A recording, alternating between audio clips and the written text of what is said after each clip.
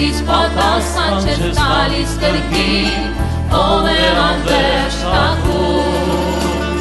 Այդ քո բրգիչն է դեռ մոտ կանգնած, սրտի դուրներ թակում կամած, նա կնդունի քեզ վիճակով կորսված, միայն թե սիրտը թակ։ Այդ քո բրգիչն է դեռ մոտ կանգնած, սրտի դուրներ թակում կամած, նա կնդունի քեզ վիճակով կորսված, միայն թե սիրտը թակ։ Սուրբ Հոգու ձայնը դու չես լսում դեռ, ով է թակում, բայց այդ կանչը չի դադարում երբեք, ով է անվերջ թակում։ Այդ քո բրգիչն է դեռ մոտ կանգնած, սրտի դուրներ թակում կամած, նա կնդունի քեզ վիճակով կորսված, միայն թե սիրտը թակ։ Այդ քո բրգիչն է դեռ մոտ կանգնած, սրտի դուրներ թակում կամած, նա կնդունի քեզ վիճակով կորսված, միայն թե սիրտը թակ։ Այնտեղ հնչում է ուժեղ ավելի, ով է թակում, մեղավոր դարձի եկավ աշխարհին, ով է անվերջ թակում։ Այդ քո բրգիչն է դեռ մոտ կանգնած, սրտի դուրներ թակում կամած, նա կնդունի քեզ վիճակով կորսված, միայն թե սիրտը թակ։ Այդ քո բրգիչն է դեռ մոտ կանգնած, սրտի դուրներ թակում կամած, նա կնդունի քեզ վիճակով կորսված, միայն թե սիրտը թակ, միայն թե սիրտը թակ, միայն թե սիրտը թակ։ Նախ հարցումով սկսենք։ Արդյոք հին ուխտի թլպատությունը նոր ուխտի մանկամկրտությունն է, կամ ընդհանրապես մանկամկրտությունն է։ Այս հարցով դարերի ընթացքում բավական վիճաբանություններ են եղել։ Կողմ եւ դեմ ամեն մեկը իրենց նյութերն են բերել ապացուցելու համար իրենց թեզերը։ Մենք 21-րդ դարում ենք ապրում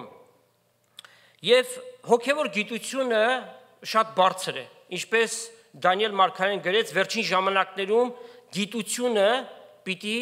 առաջանա, ոչ միայն աշխարհիկ, նաև հոգևոր գիտությունը։ Եվ թվում է, թե նման հարցումները արդեն իրենց սպառիչ պատասխանը ստացած պիտի լինեն, բայց արի ու տես, որ այս վիճաբանությունը ներկայիս էլ կա եւ թլպատություն ասված հասկացողությունը ոմանք վերցնում են նաև եկեղեցու դարաշրջանին, խոսքը հայության մեջ է, անգամ թլպատություն անում են հիմնվելով, որ այն պատվիրան է տրված, հետևաբար կարող ենք թլպատել։ Ինչ է նշանակում թլպատությունը։ Նախ, ինչպես է կոչվում, circumcision անգլերենով, ռուսերենով обрезание, նաև հունարեն պերիտոմի, արևմտահայերենով այսպիսի դարձված կա, չգիտեմ, որ չափով հասկանալի է, հապատիչ շրջանակի, հավելյալ բացատրություն է պետք։ Բուն էություն ինչ է, կարծում եմ կհասկանաք, ամբողջ բանամասության չպիտի գնանք, այստեղից չի կարող հնչել նման բան։ Փոքր վիրահատական միջամտություն, արու տղա երեխային թլիպի հեռացում։ Հին ուխտում դա Աստծո հետ կատարված ուխտի արտաքին նշանն էր։ Եվ հավատքի հայրը Աբրահամը այդ ուխտը ունեցավ Աստծո հետ, կարդում ենք Ծննդոց 17-րդ գլուխ 9-14 համարներում հետևյալն է ասում. Աստված ասավ Աբրահամին. ուստի դու եւ քեզ մե ետքը քու սերունդդ իրենց ազգերի մեջ պայեցեք իմ ուխտս, այս է իմ ու ձեր մեջտեղ եւ քեզ մե յետքը քու սերունդիդ մեջտեղ եղած իմ ուխտս, որ պիտի պահեք։ Ձեզ մե ամեն արու պիտի թլպատվի։ Ձեր անթլպատության մարմինը թլպատեցեք եւ ասիկա իմ եւ ձեր մեջտեղ եղած ուխտի նշանը թող լինի։ Ձեր ազգերի մեջ ամեն 8 օրվա արու զավակ կամ անուր տանը ծնվածը կամ քու սերունդի չեղող բոլոր օտարականներեն ստակով ծախու առնվածը պետք է որ թլպատվի։ Քու տանը ծնածը եւ ստակով ծախու առնվածը անշուշտ պիտի թլպատվի եւ իմ ուխտս ձեր մարմինի մեջ հավիտենական ուխտ թող լինի։ Եվ անթլպատ արուն, որուն անթլպատության մարմինը թլպատված չէ, այդ անձը իր ժորթեն պիտի կորսվի,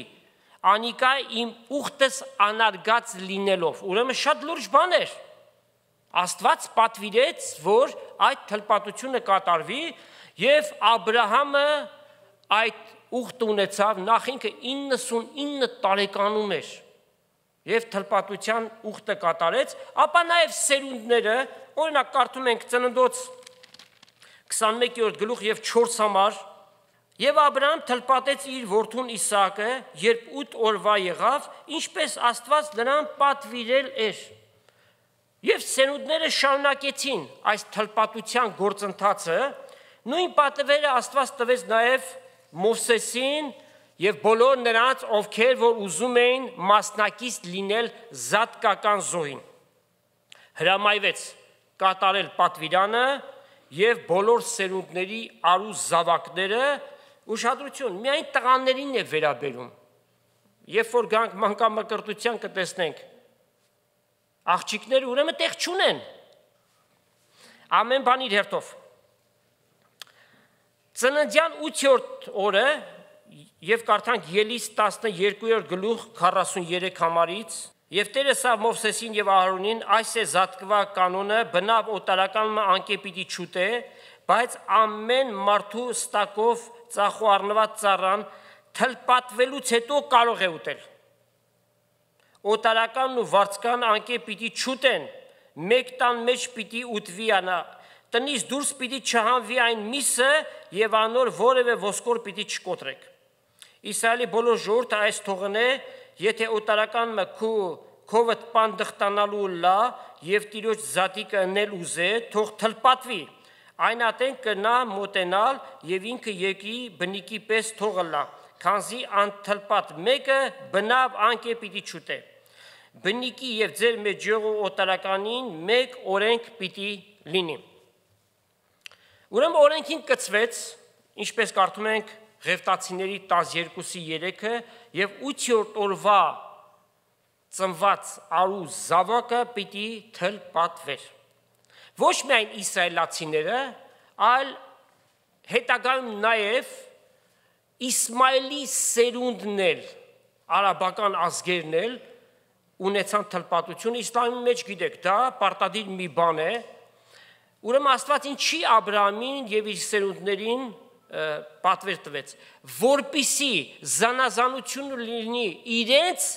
եւ հեթանոսների, սա կարևոր մի բան էր։ Ուրեմն Իսմայելի սերունդն էլ ընդօրինակեց եւ նրանք էլ թլպատության այդ ծեսը կատարում են։ Գողիաթ Դավիթ, պատմությունը հիշում եք,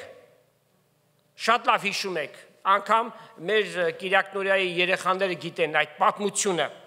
Այդ պատմության մեջ խորհրդանշական բաներից մեկն էլ հետևյալն էր, առաջի թագավորաց 17-րդ գլուխ 26 համար, անգլերենով First Samuel 17-26-ը, ուրեմն Գողիաթը, որ հսկա մեկն էր, Աստծո անվանը եւ Աստծո ժողովրդի դեմ հոխորտում էր։ Ամբարտավան ձևով հայության խոսքեր էր ասում եւ Դավիթ հետեւյալ ասավ. այս անթլպատ փղշտացին ով է, որ կենթանի Աստծո զորքերին նախատի։ Ուրեմն թլպատությունը նշան էր ուխտի, բայց ոչ Աստծո առջև արդարացման կամ փրկության։ Նորից կրկնենք, թլպատության նշանը, այդ ֆիզիկական նշանը, ուխտին նշան էր Աստծո առջև, բայց երբեք չէր ծառայում Աստծո առջև արդարանալու եւ փրկության։ Սա լավ հասկանանք։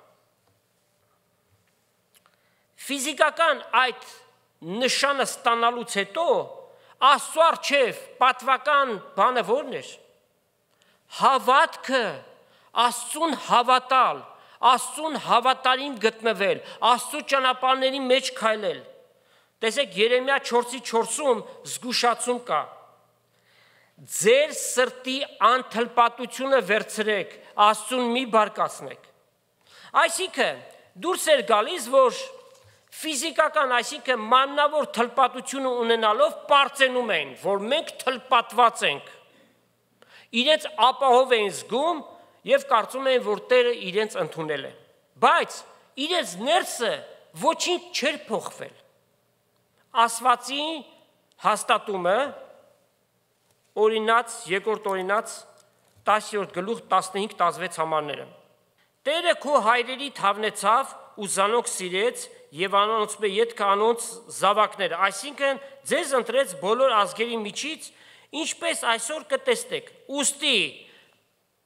չի ասում ֆիզիկական թլպատություն արեք, ասում է ձեր սրտերի անթլպատությունը թլպատեցեք եւ ձեր պարանոցները մի խստացրեք։ Այսինքն այդ ուխտի նշանը միայն արտաքին նշան էր։ Ներսը ոչինչ չէր փոխում։ Պետք է որ այդ նշանի հետ միասին իրենց ներսը փոխվել։ Ինչու այսքան մանրամասը, որ լավ հասկանանք, որ թլպատությունը միայն ուխտին նշան էր հեթանոսներից տարբերվելու համար։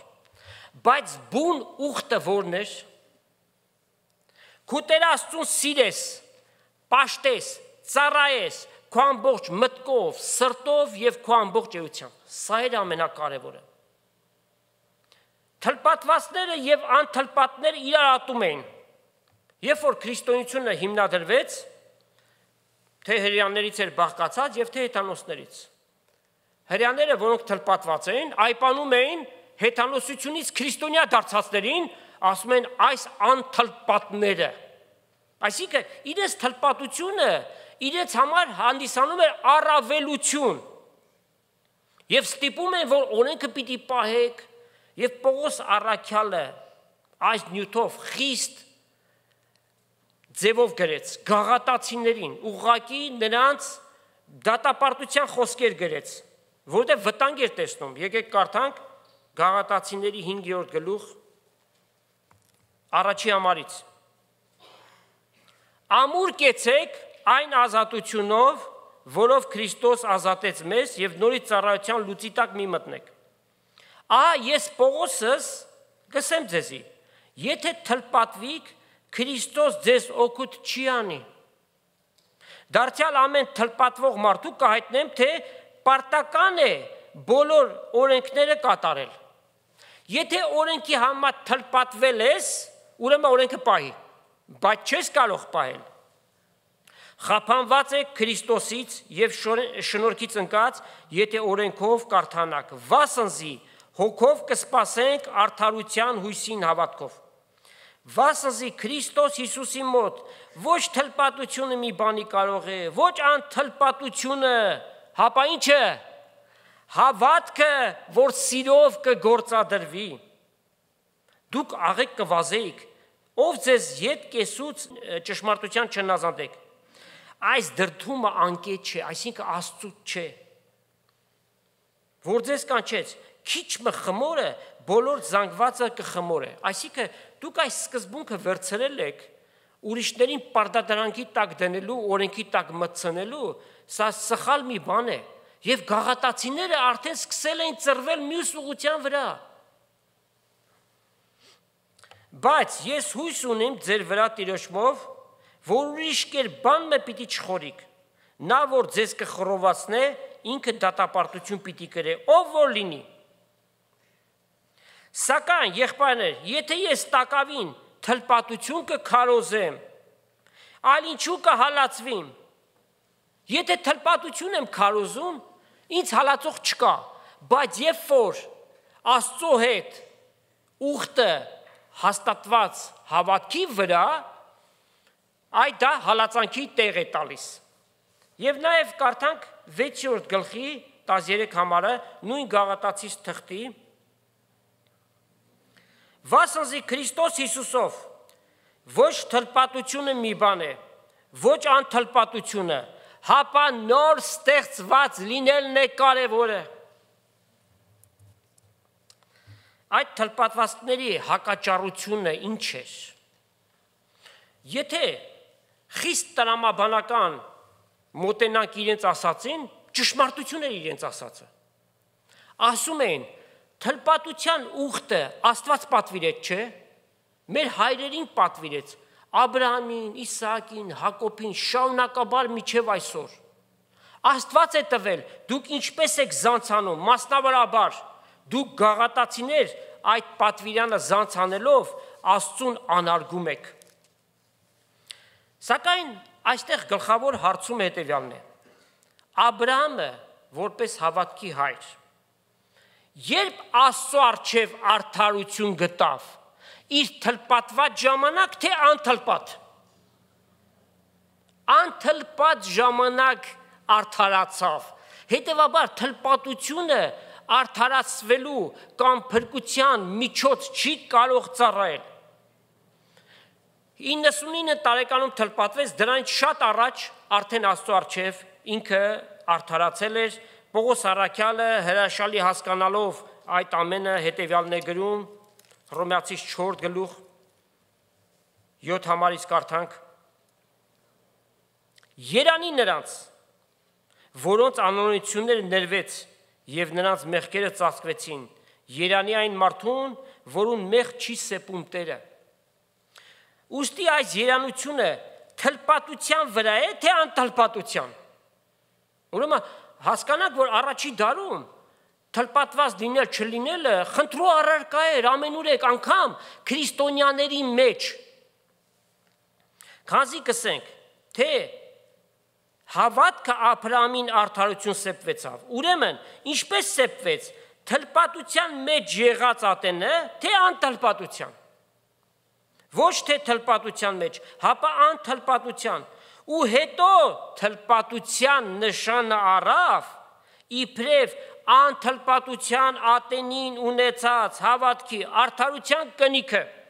Այլ կերպ ասած, այդ թլպատությամբ Աբրահամը հաստատեց իր հավատքը, որ Աստծո առջև ուներ,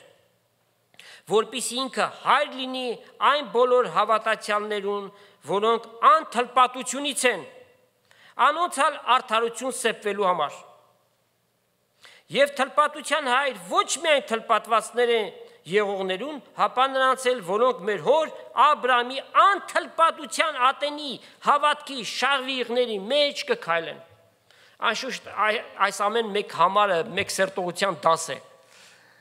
բայց հասկանում ենք, որ քարոզախոսության մեջ չենք կարող այդ բացատրությունները ընդգրկել, այսինքն Աբրահամը նախ արդարացավ Աստծո առջև, հետո Աստված պատվիրել էր հեթանոսներից զատվելու, տարբերվելու համար թլպատության նշան առնել, ինչ որ ինքը արեց եւ պատվիրվեց ու սերունդները այդ ամենը արեցին։ Քրիստոնեության շրջանին, եկեղեցու շրջանին, շնորհքի շրջանին երկրորդ դարից սկսած եւ երկրորդ դարի վերջավորությամբ առաքյալներից մոտարապես 100 տարի հետո երկրորդ դարու վերջում, երրորդ դարում համատարած, իսկ չորրորդ դարում արդեն բոլոր քրիստոնեական աշխարհը մանուկների մկրտություն սկսեցին անել, baby baptism, եւ այն որպես փոխարինումը թլպատության։ Մանավանդ նշում էին, որ Տեր Հիսուսին էլ թլպատեցին, չէ՞, 8 օրվա էր, երբ որ տաճար տարան, Ղուկասու 2 գլուխ 21 համար։ Այսինքն, հին ուխտի տնտեսության փոխանցումը նորին։ Հրեաները կտրվեցին եւ քահանայական կարգը եղածով հանձնվեց քրիստոնեական շրջանին, եկեղեցուն հանձնվեց, հետեւաբար այն ժամանակվա թլպատությունը փոխարինվեց մանկամկրտությամբ։ Սա կոչվում է replacement theology, Փոխայինման աստվածաբանություն, մասնավոր քարոզախոսություն ունենք ամբողջությամբ դրա մասին, հերձվածողություն է իր մեջ։ Այսինքն իրենք նոր Իսրայել են, Իսրայելին տրված բոլոր օրհնությունները իրենց վրա են վերցնում, բանեցքները, անեցները թողում են նրանց, օրհնությունները վերցնում են իրենց։ Դրա համար երրորդ դարի վերջից եւ չորրորդի սկզբից սկսեցին քանայական կարգ ստեղծել։ Ռամիկ ժողովրդի վրա տիրապետելու համար։ Սա կոչվում է Նիկողայոսյան գործ, այսինքն ժողովրդի վրա տիրել, հատուկ համակարգ ստեղծեցին, հիերարխիա ստեղծեցին, վերևից ներքև բուրգի նման, իշխանություն, հատուկ իշխանություն ստեղծեցին։ Մանկամկրտությունն էլ Նիկողայոսյան գործերից մեկն է։ Նիկոլաո երկու բառից է կազմված, հունարեն բառ է, նշանակում է ժողովրդի վրա տիրողներ։ Մանկամկրտության ոչ մեկ օրինակ Սուրբ գրքում չկա։ Եվ ցավալիորեն պիտի ասենք, ռեֆորմ եկեղեցիները, բարեփոխված եկեղեցիները, որոնք մաս են կազմում ավետարանական համայնքի, նրանք էլ են ընդունում եւ կատարում մանկամկրտություն։ Մոտավորապես 350 տարի առաջ գրված Վեսմինստերյան Աստծո պաշտամունքի կանոնադրության մեջ ասվում է. եկեղեցում ծնված հավատացյալների սերունդը իրենց ծնունդով ուխտի մասնակից են լինում։ Այսինքն երեխան ծնվեց, որպես մանուկ մկրտեցին, ուխտի մասնակից եղավ։ Բա հավատքը, ասում են ծնողի հավատքով։ Երեխային մանկամկրտում են, երեխան մեծանում է, ասում է, ձեզ ով էր ասել ինձ մանկամկրտեք, ես չեմ էլ հավատում դրան։ Ուրեմն ինչ եղավ այդ մանկամկրտությունը, պարապի անցավ։ Եվ իրավունք ունեն ուխտի կնիքը ստանալու ոչ պակաս Աբրահամի զավակներից։ Այսինքն թլպատվածները, նրանք թլպատությամբ էին ուխտի մեջ մտնում, հիմա էլ մենք մանկամկրտությամբ մտցնում ենք երեխաներին ուխտի մեջ եւ ցավալի է։ Այդ ռեֆորմ եկեղեցիներ կան, ավետարանական համայնքին են պատկանում, մանկամկրտության ավազան են սարքել եւ ամեն ատեն մատնանշում են հիշիր քո մանկամկրտությունը, հիշիր քո մանկամկրտությունը, դա ինչ բան է։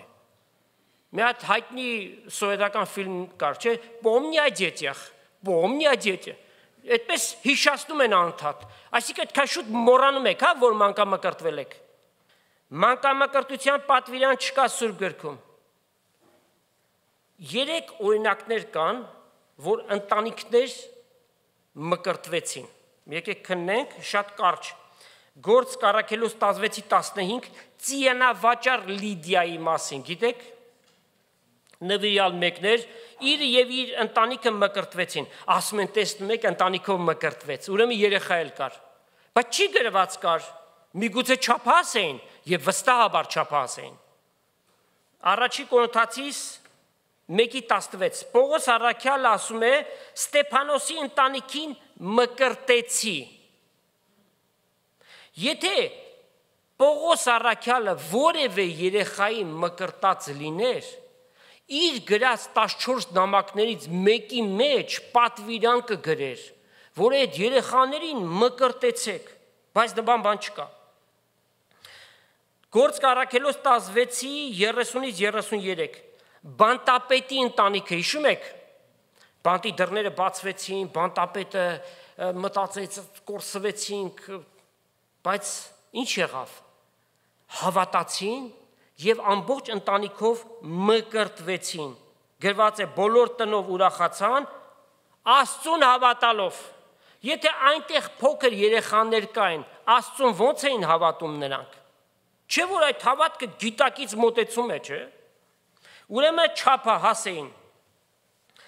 տգիտաբար օրինակ են բերում Տեր Հիսուսի հետևյալ խոսքերը, ասված Նիկոդեմոսին, Հովանու 3-րդ գլուխ, հիշում եք այդ պատմությունը, Նիկոդեմոսը գիշերով եկավ, Հիսուսի հետ հանդիպեց, հավատքով լեցուն էր այդ մարդը, թեև ինքը Սինեդրինի անդամ էր, բայց խոնար հոգի ուներ, եկավ հանդիպեց, որ հասկանա, որ որը մեկը այս բաները չի կարող անել, եթե Աստծուց չլինի։ Եվ Հիսուս նրան ասաց հետևյալը. եթե մարդը ջրից եւ հոգուց չծնվի, չի կարող Աստծո թագավորությունը մտնել, այս ջրից գրվածը վերցնում են որպես դրոշակ, ասում են, տեսեք, առած ջրից, հետևաբար երեխան, եւ հետո հոգուց, բայց ջուրը ինչ կարող է անել, ինչ զորություն ունի ջուրը, միայն մարմնի կեղտը կարող է անել, ուրիշ ոչ մեկ զորություն չունի, այն արտաքին մի բան է, մարդու ներքին էությունը չի կարող փոխել, այս պարագային ջուր ասվածը Աստծո խոսքն է, եւ դրա ապացույցը մենք գտնում ենք Եփեսացիս 5-րդ գլուխ 25 համարից ենք կարդում։ Քրիստոս էլ սիրեց եկեղեցուն եւ իր անձը մատնեց նրա համար, որպեսզի նրան սրբե ու մաքրե ավազանի ջրով բութ, բացատրությունը խոսքով, որպեսզի ինքը իր դեմ փառավոր կեսնե եկեղեցին, որ արատմը կամ ախտեղություն կամ ուրիշ սրա նման բան մը չունենա, հապա սուրբ եւ անարատ լինի։ Աստծո խոսքը Եկսայրի սուրի պես է, Աստծո խոսքը լեռներն է փշրում, Աստծո խոսքը մարդու սրտի մեջ վերստին ծնունդ է տալիս։ Ոչ, ինչպես Պետրոս առաքյալը ասում, նորից ծնված լինելով, ոչ թե ապականացու սերմից, այլ անապականացու Աստծո կենդանի եւ հավիտենական խոսքով։ Ուրեմն այդ խոսքը մաքրելու, սրբելու զորությունը ունի։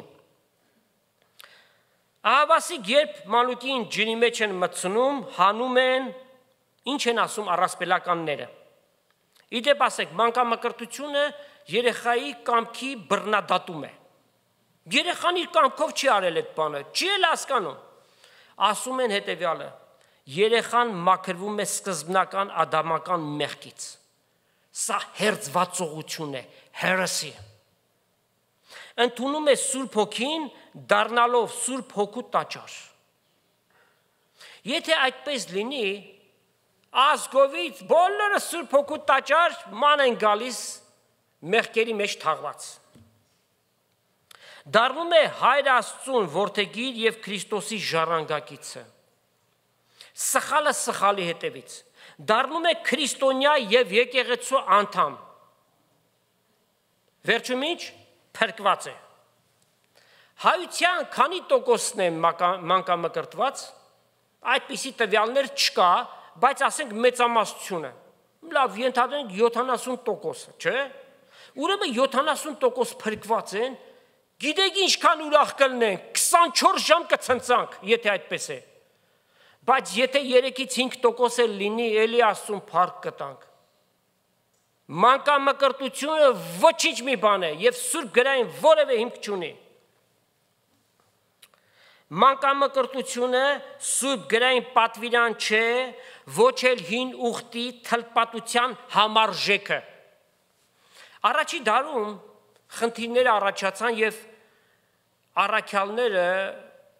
ստիպված էին մեկտեղ հավաքվելու Երուսաղեմում, գիտեք, ամենքը տարբեր տեղեր էին գնացել եւ Քրիստոսի ավետարանն էին տանում, մեկտեղ հավաքվեցին, որ այդ հարցերի լուծումը տան։ Դրանցից մեկը թլպատության հարցն էր, եկեք կարդանք Գործք առաքելոց 15-րդ գլուխը։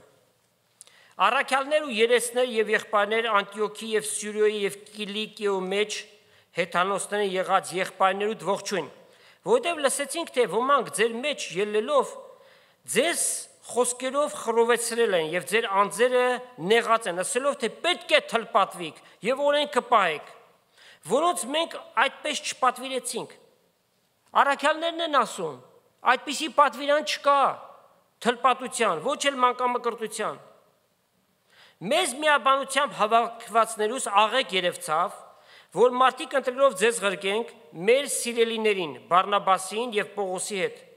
որոնք մեր Տեր Հիսուս Քրիստոսի անվան համար անձերնին մատնած մարդիկ են։ Ուստի Խրկեցինք Հուդան եւ Շիղան, որպեսզի իրենց բերանով էլ նույն բաները ձեզ ասեն։ Վասնզի աղեք երևցավ Սուրբ Հոգին եւ մեզի էլ ձեր վրա ավելի բեր չդնել։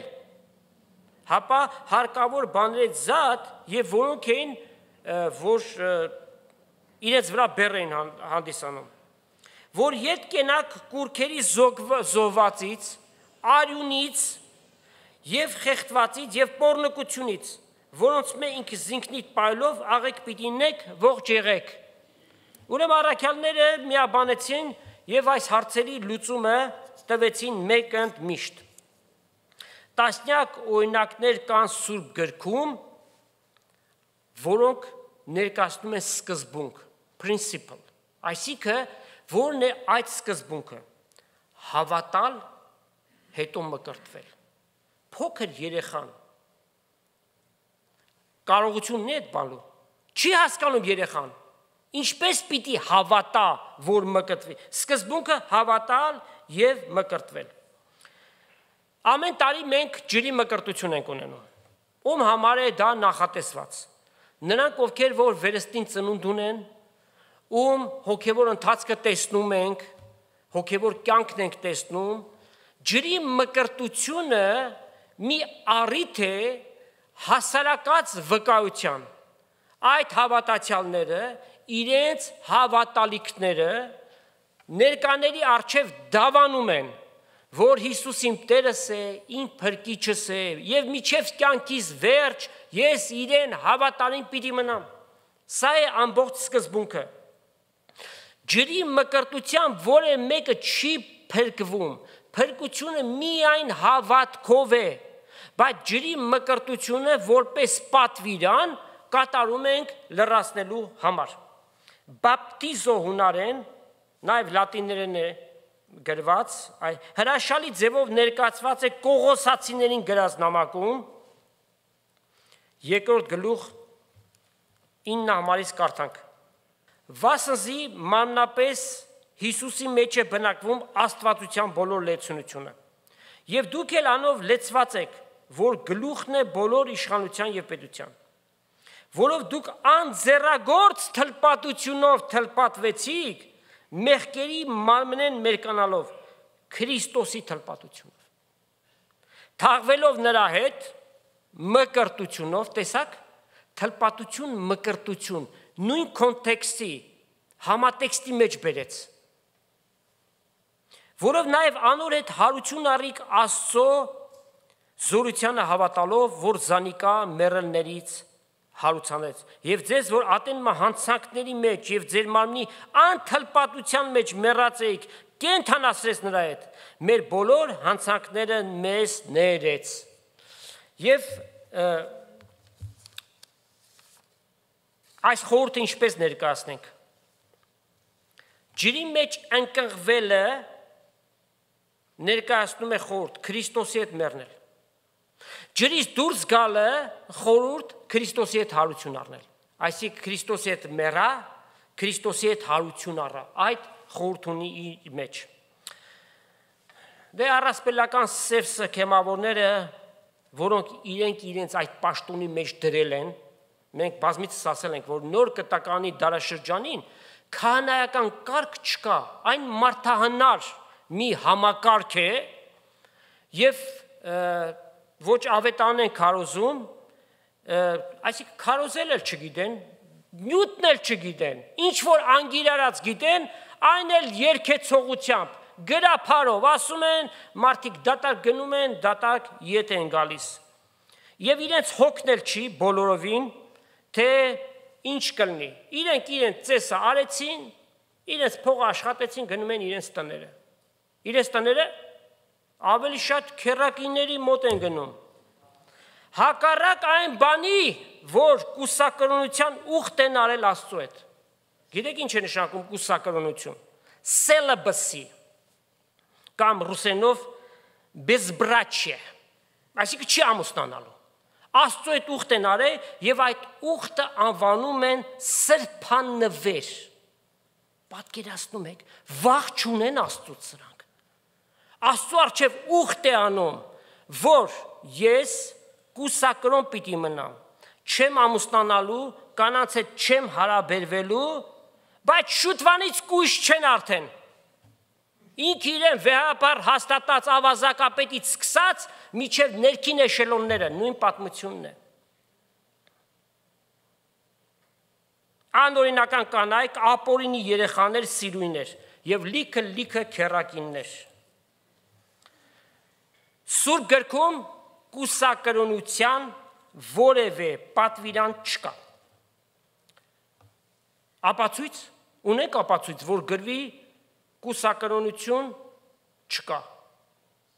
Ապացույց ունենք։ Պետրոս առաքյալը ամուսնացած էր եւ Տեր Հիսուս Պետրոսի հիվանդ զոնքանչին բուժեց։ Կարդացեք Մատթեոս 8-րդ գլուխ 14-15 համարները։ Կուսակրոնության երթում են տալիս, կույս չեն մնում եւ ամբողջ մի ժողովրդի գայթակղության պատճառ են դառնում։ Գիտեք, ամենացավալին որն է, որ հայ ժողովուրդը չի կարողանում տարբերել ինչ է նշանակում եկեղեցի։ Չգիտեն սուրբ գրային բացատրությունը, որ եկեղեցին շենքը չէ, եկեղեցին կղերը չէ, եկեղեցին դուրս կանչված ժողովուրդն է, վերստին ծնունդ ունեցող հավատացյալների միությունն է, հետևաբար իրենք տեսանելի բաներին նայելով գայթակղվում են, իրական քրիստոնեությունը որն է ասեք, իրական քրիստոնեությունը Հիսուս Քրիստոսի անձն է եւ նրա կատարած գործն է։ Քրիստոնյա նշանակում է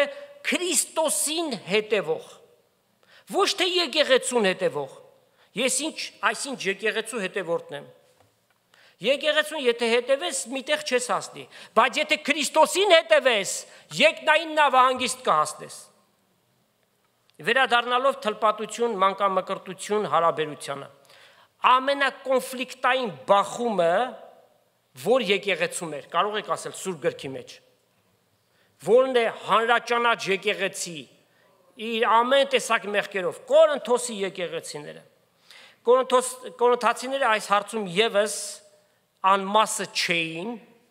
այնտեղ էլ այս հարցով խառնաշփոթ կար, հասկանալի էր, որովհետև առաջի դարի եկեղեցիները հուդայիզմից քրիստոնեության եկած եւ հեթանոսությունից քրիստոնեության եկած անձերից էին բաղկացած, անդադ բախում կար, իրենց մեջ այդ բախումը կար։ Հարցը սրում էին հրեաներից քրիստոնեության դարձածները, պահանջելով հեթանոսությունից քրիստոնյա դարձածներին թլպատվել։ Կարդանք Կորինթացիների առաջին նամակ 7-րդ գլուխ 18-19 համարները։ Եթե թլպատված մեկը հավատքի կանչվեցավ, թող թլպատության նշանները չփոխի։ Չի կարող փոխել, արդեն թլպատվել է։ Եթե չթլպատվածներից մեկը կանչվեցավ, թող չթլպատվի, այսինքն չստիպեք այդ բան անելու։ Վասզի թլպատությունը բանմը չէ, եւ անթլպատությունն էլ բանմը չէ, հապա Աստծո պատվիրանները պահելն է էականը, սա է ամենակարևորը։ Եվ ուշադրություն Պողոս առաքյալ չի ասում, թլպատությունը մի կողմ դրեք, մկրտվեք ջրով, առավել եւս մանուկին թլպատելու փոխարեն մանկամկրտեցեք, չկա այդպիսի բան։ Մեկը մյուսին չեն փոխարինում արտաքին երևույթներ են։ Աստծո գործը մարդու սրտի հետ է։ Սա է կարևորը։ Արտաքին բաները ազդակներ չեն։ Եվ Աստված ասում է, եթե ինձ սիրում եք, ինչ արեք, իմ պատվիրանները պահեք, եւ այդ պատվիրանները ծանր բան չեն։ Լավ, միգուցե հարցում առաջանա, իսկ երեխաների համար, երեխաների հարցը ինչպես պիտի լուծվի։ Ինչպես այսօր արդեն արեցինք, նվիրում Տիրոջը։ Գուրգեն եղբայրը եւ Անժելա քույրը իրենց մանկանը բերեցին եւ այսօր հավատքով Տիրոջը նվիրեցին, իրենից ստացան, նվիրում են Տիրոջը, որ մեծանա Տիրոջ շնորհքով եւ նաեւ պարտավորվեցին ձեր առջեւ, որ իրենց զավակին եւ մյուս զավակներին էլ Աստծո հոգիով պիտի մեծացնեն։ Այս հակամարտության վերջին մեխը Պողոս առաքյալը հետևյալ ձևով է խփում Հռոմեացիների նամակում կարդանք 2-րդ գլուխ 25-ից 29 համարները։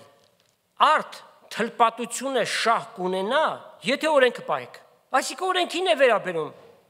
Իսկ եթե օրենքի դեմ հանցավորես, քու թլպատությունդ անթլպատություն կլինի։ Այսինքն կարևոր չի թլպատված ես, օրենքը ձախողեցիր։ Ուստի, եթե անթլպատությունը օրենքի իրավունքները պահե, չէ որ նրա անթլպատությունը թլպատություն պիտի համարվի։ Այսինքն Հիսուսին է եկել, չի թլպատվել, արդեն իբրև սրտի թլպատություն։ Եվ ի բնե եղած անթլպատությունը օրենքը կատարելով պիտի դատապարտեք ես, որ գրով ու թլպատությունով օրենքի դեմ հանցավոր ես։ Վասնզի հրյա չէ նա, որ դրսից է, և թլպատություն չէ նա, որ դրսից մարմնով է։ Հապա նա է հրյա, որ ներսից է, և իսկական թլպատությունը սրտի թլպատությունն է, հոգով և ոչ թե գրով, որի գովեստը ոչ թե մարդոցմե է, հապա Աստծմե։ Հիմա հարցում ձեզ, դուք սրտի թլպատություն ունեք։ Պատասխան, ուրեմն դուք հրյա եք։ Ընդունում եք, այսպես են հասկանում, replacement theology-ն սա է։ Այսինքն իրենք նոր Իսրայել դարձան, իրենք հրյա են կոչում, սա սխալմունք է։ Խոսքը հրյաների մասին է, մեկ նախադասությամբ հետևյալը ձևակերպենք։ Աստծո առջև ընդունելի հրյան ոչ թե նա է, որ մարմնի դրսի թլպատություն ունի, այլ որ սրտի թլպատություն ունի Քրիստոսի միջոցով։ Այլ կերպ ասած, քրիստոնյա է դարձած։ Միջոցը մեկն է ապաշխարություն։ Եվ Տեր Հիսուս ասաց. Եթե չապաշխարեք, ձեր մեղքերի մեջ պիտի մեռնեք։ Սա համայն մարդկությանն է ասած, եւ դրա համար ամեն անգամ խնդրում ենք, աղաչում ենք սիրելի հայրենի, ապաշխարի։ Հիսուս քեզ համար իր կյանքը զոհեց։ Իր թանկ արյունը թափեց քո մեղքերիդ համար, որպեսզի նրան դավանելով, նրան ընդունելով, կյանքիդ մեջ ընդունելով, քո մեղքերից ազատագրվես։ Հիսուս ասաց, եթե ձեր մեղքերը խոստովանեք, հավատարիմ եւ արդար է նա, ձեր մեղքերին թողություն պիտի տա։ Եթե ձեր մեղքերը կրկնակի կարմիրի նման են, եւ սատանան քեզ ասում է, դու ինչպես կարաս փրկվես, այդքան մեղքեր ունես արած։ Աստված ասում է, եթե ձեր մեղքերը կրկնակի կարմիրի նման են, Աստված ձյունի պես ջերմակ պիտի անի։ Եթե ասրի պես կարմիր են, պիտի մաքրի Տերը, միայն թե Տիրոջը եկեք։ Սրա համար ինչ է պետք սրտի խոնարհություն։ Խոնարհեք, ընդունեք Հիսուսի աստվածությունը եւ նրա փրկիչ լինելու հանգամանքը եւ խոստովանեք ձեր մեղքերը։ Անցի սենյակիդ մի անկյունը եւ այդ բանը արա։ Հիսուսին կանչի քո կյանքիդ մեջ եւ կտեսնես կյանքի ինչպիսի փոփոխություն կունենաս եւ ամենակարևորը այս կյանքի նպատակը որն է։ Աստված ինչի համար տվեց այս կյանքը մեզ, որ 70-80 տարի լավ ուտենք, խմենք, հա? Հետո ենք զուռնա դհոլով դժոխ գնանք։ Այս կյանքը տվեց, որ բնականon ձևով ապրենք, ինչպես բոլոր մարդիկ, բայց մի կարևոր հանգամանքով առանց մեղքի։ Աստծուն հաճելու ձևով եւ ապահովենք մեր հավիտենական կյանքը։ Մի օր ամեն մեկիս կյանքի թելը պիտի կտրվի։ Հարցերի հարցը սա է, որտեղ պիտի անցկացնենք մեր հավիտենականությունը։ Երկու տեղ վստահաբար գոյություն ունեն ըստ Աստծո խոսքի, որին հավատում ենք անվերապահ ձևով։ Դրախտը եւ դժոխքը։ Միայն մեկ քայլ է իրարից անջատում, դրախտից եւ դժոխքից։ Մեկ որոշում, մեկ քայլ Հիսուսին կյանքիդ մեջ հրավիրի։ Եվ Հիսուս ասաց. Ես եմ ճանապարհը դեպի երկինք, կյանքը հավիտենական եւ ճշմարտությունը միակ, չես ուզում նրան։ Մենք նրան ընդունեցինք, մեր կյանքերը փոխվեց։ Երջանիկ ենք, մեր ուրախությունը մեկը մեր սրտերից չի կարող անել, եւ այն խաղաղությունը, որ Աստված մեր սրտերի մեջ դրեց, մտքից վեր եղող խաղաղություն է։ Փառք լինի Տեր Հիսուսին։ Հավիտյան նրան պարտական ենք մեր ամբողջ հավիտենականության մեջ։ Իսկ մենք մեր հոգևոր կյանքը շարունակենք հետևյալ պատվիրաններին հնազանդվելով եւ կատարելով։ Կողոսացիս 3-րդ գլուխ 9-ից 15 համարները։ Իրարու սուտ մի խոսեք։ Հին մարդը իր գործերով ձեր վրայից հանեք։ Անշուշտ հանդերձ չի, Երանի այդպես լիներ, հանենք, բրծնենք։ Այլ կերպ ասած, հին մարդուն հնարավորություն մի տվեք գործելու։ Հոգիով մարմնի գործերը սպանեցեք եւ հակեք նորը գիտությունով նորակված իր ստեղծողի պատկերի պես, ուր հույն եւ հրյա, նորից մեր նյութին եկող, թլպատություն եւ անթլպատություն չկա, ոչ էլ բարբարոս եւ սկյուտացի, ծառա կամ ազատ չկա, հապա Քրիստոս է ամեն բանի մեջ, ուստի Աստծո ընտրյալ սուրբերի եւ սիրելիների պես ձեր վրա հակեք գութը, ողորմությունը, քաղցրությունը, խոնարհությունը, հեզությունը, երկայն մտությունը, իրար համբերելով եւ իրար ներելով, եթե մեկը մեկի դեմ տրտունջ ունի, ինչպես Քրիստոս ձեզ ներեց, նույնպես էլ դուք։ Եթե այստեղ նստածներից մեկը կամ մեր հերոստատիտողներից մեկը այսպիսի տրտունջ ունի, ըստ այս պատվիրանի միմյանց ներենք։ Եվ այս բոլոր բաների վրա սերը հագեք, որ կատարելության կապն է։ Եվ այդ ժամանակ ինչ տեղի կունենա, Աստծո խաղաղությունը ձեր սրտերի մեջ կթագավորի, որին դուք կանչվեցաք, մեկ մարմնով եւ գոհացեք։ Այսքանով ավարտում ենք այսօրվա նյութը, կարծում եմ, որ բավական բարդ ելևեժներով գնաց, բայց հասկանալի փորձեցինք ամենահասկանալի ձևով ձեզ ներկայացնել։ Տերը օրհնի իր խոսքը, հավելյալ կդիտեք, կլսեք եւ յուրացրեք, սա շատ կարեւոր է։ Ներկա ժամանակների մեջ նույն, ասենք, վիճաբանությունները կան թլպատության, մանկամկրտության հարցով, ուրեմն Աստված թող Սուրբ Հոգի միջոցով մեր սրտերի մեջ ճշմարտությունը դնի։ Տերը օրհնի իր խոսքը ձեզանից ամեն մեկին, Տեր Հիսուս Քրիստոսի շնորհքը, Հայր Աստծո սերը եւ Սուրբ Հոգու հաղորդությունը Աստծո ժողովրդի հետ լինի, ամեն։